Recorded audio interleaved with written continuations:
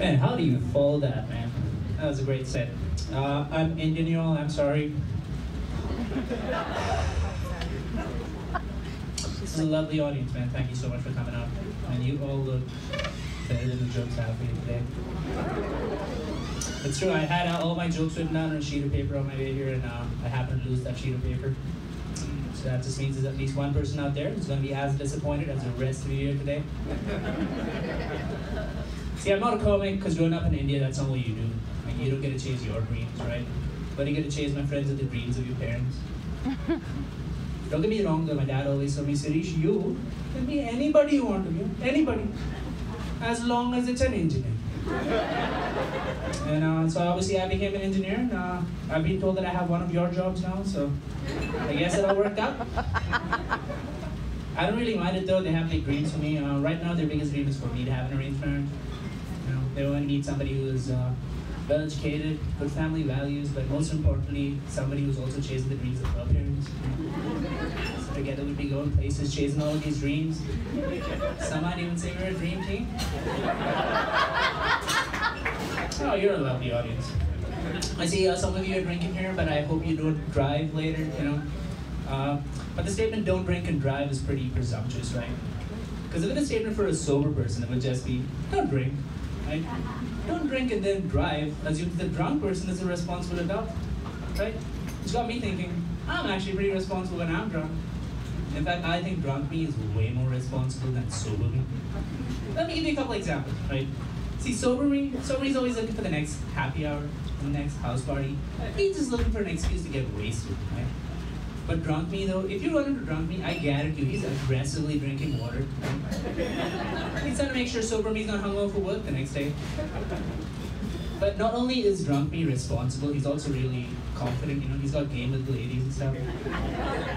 Sober me though, sober me so awkward, he's still thinking about what he should have said to that lady at the bus stop 3 years ago.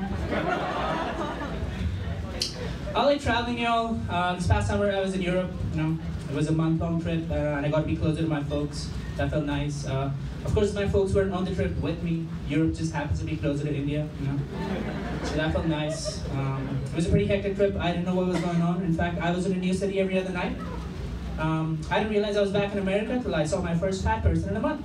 And I knew I was back, baby. I was back in the land where you could get popcorn in a bucket. You can order a mountain of fries.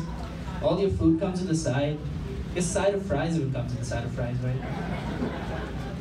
I also learned about Kopi Luwak recently, which is the world's most expensive coffee, right? For the ones who haven't heard, here's how it's made, right? Cat-like mammals are fed coffee berries, right? And then they proceed to take a massive dump. And we as humans take the poop, clean it out, and brew coffee with it, right? It's a single cup of that coffee could cost you upwards of $100, you know? It's the coffee for the 1%. The 1% of people who like to chase cats around thinking about what their poop tastes like. See, if I drank that coffee, not only would it keep me up, it would also keep my Indian dad up, right? He'd be thinking how stupid his son is.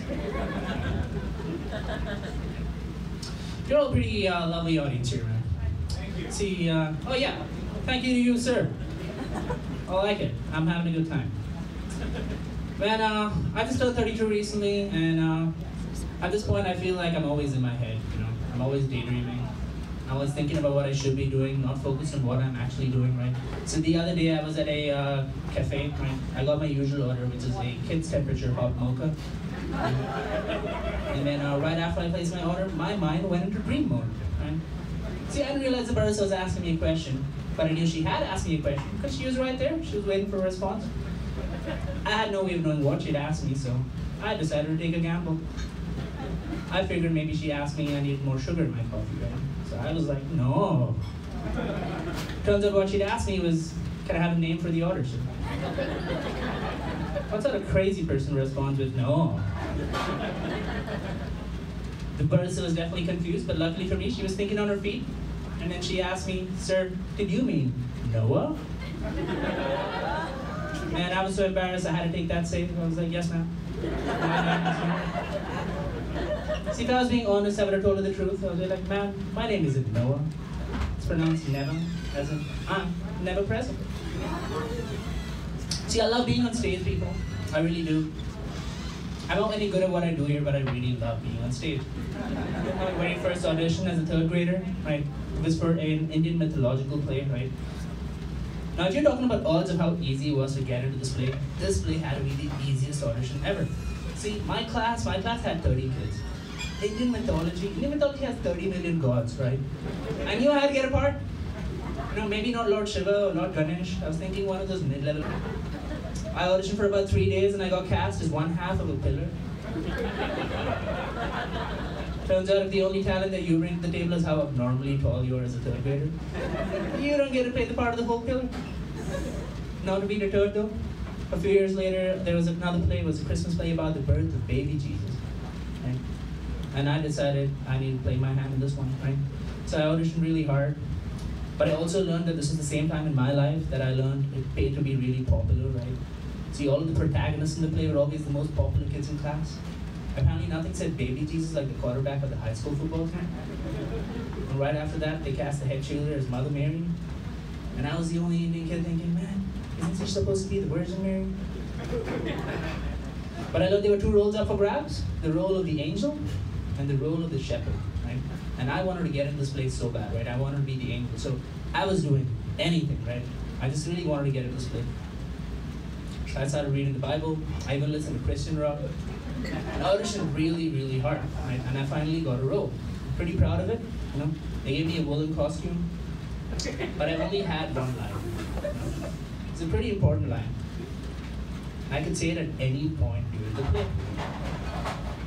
Not brag, but I'm pretty proud of it. So this is how that line went, guys.